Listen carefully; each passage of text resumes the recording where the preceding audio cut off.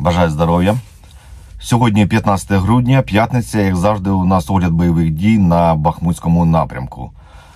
Бойові дії йдуть практично по всій лінії фронту на Бахмутському напрямку. Ще погода у нас така -2, дощ, і дуже-дуже важко стежити за ворогом, так як усі мавіки, які стежать за ворогом, вони покриваються кригою, камера перестає працювати, також воно наліплюється ця крига на пропелери, їх розриває, то у нас підвищилась ще втрата саме дронів, які стежать за ворогом та коригують нашу артилерію.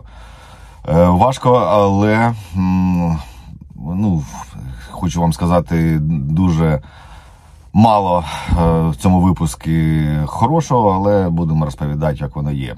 Сьогодні, як завжди, починаємо з Орехово-Василівки. На Орехово-Василівці у нас без змін. Лінія фронту як стояла, так і стоїть. Ворог нікуди не просунувся.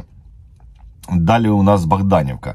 На Богданівці є невелике просування у бік Богданівки. І хочу ще сказати, що на тому тижні, де ми відбили декілька позицій, коли вони наступали, то зараз вони назад їх відбили, то вони зараз просто впритул до Богданівки стоять.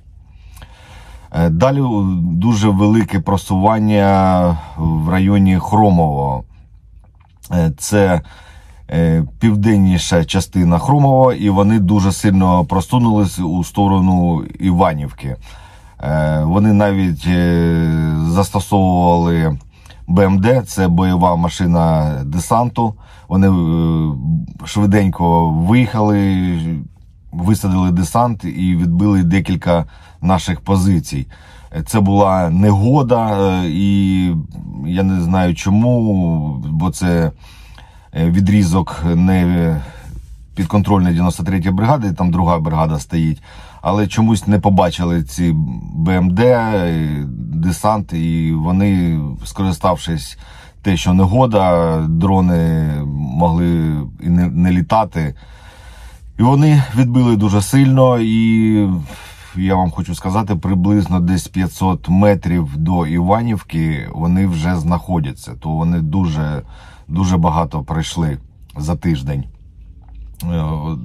І хочу сказати, що саме в цьому напрямку зараз вони дуже сильно йдуть. То було на Богданівку, вони перли дуже сильно, а так вони перекинули, мабуть, сили на Хромово і йдуть саме в сторону Іванівки. Їх задача, якщо ви подивитесь по мапі, то Богданівка, Іванівка – це ж дорога саме на Часів Яр. І ворог вже практично 3 кілометри до Часового Яру, до перших домівок Часового Яру. То мету його ми бачимо, він хоче дійти до Часового Яру, як я казав раніше, і далі просуватись на інші міста України. Далі ми дивимося південнішу частину від Бахмута. Це у нас Курдюмівка, Андріївка та Кліщіївка. На Курдюмівці та Андріївці у нас лінія фронту не змінилась. На Кліщіївці теж наша оборона міцно стоїть. Єдине, там з північної сторони Кліщіївки ворог трошки пройшов, там він вийшов на одну із доріг. А так оборона міцно стоїть, і хочу вам сказати, що постійно ворог атакує в день від 2 до 4 атак. Іде, це те, що ми бачимо, саме що контролює 93-я бригада, то по 4 атаки ми відбиваємо, і відбиває саме наша артилерія. Стрілецькі бої там не йдуть, бо ворог не може просто фізично дійти до оборони, десь сидять наші солдати, то ми на підході їх вщент розбиваємо. кого не за 200-ли, не за 300-ли, вони тікають, вони повертаються. То саме тут міцно стоїть оборона, є чим їх бити, то їм там 100% нічого не світить.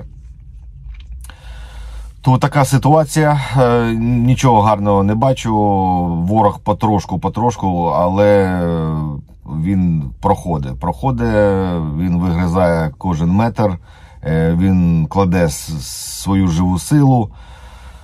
Ми таке собі дозволити не можемо, то приходиться і відкачуватись трошки для того, щоб зберегти особовий склад саме наш. Ще хочу, дуже багато коментарів питали, що там з Глюком, Юрою. Юра важко поранений, це можу вже сказати, це було приблизно місяць тому. Вони були в районі Кліщіївки, вони потрапили під артилерійський вогонь ворога. І його дуже сильно побило уламками, і дуже важке поранення. Не буду до деталей вдаватися, але зараз він у лікарні у Києві. Ми зараз ніякі кошти не збираємо на лікування для Юри, бо він сказав, поки що не потрібно. Бо йому практично кожну неділю достають там уламки, але дуже важке поранення. Потрібен час для того, щоб зрозуміти, що робити далі.